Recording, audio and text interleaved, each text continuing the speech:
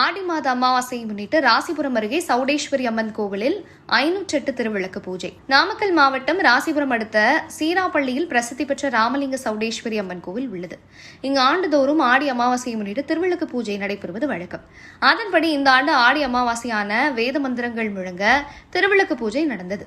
இதில் வேம்படி தாளம், ராசிபுரம், நாமக்கல், சேலம், சீராப்பள்ளி உள்ளிட்ட பல்வேறு பகுதிகளிலிருந்து பெண்கள் கலந்து கொண்டு வாழ்வாதாரம் மேம்பட வேண்டியும் உலக நன்மைக்காகவும் 508 திருவிளக்குகளை ஏற்றி வைத்து சிறப்பு வழிபாடு நடத்தினர்.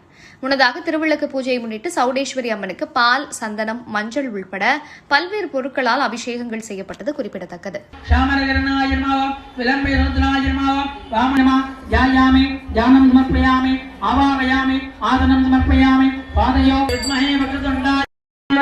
महादेवस्य अखिलाण्डकोटि ब्रह्माण्डनादिकस्य सृष्टि स्थिति संहार शोभावानग्रह पंचगद्य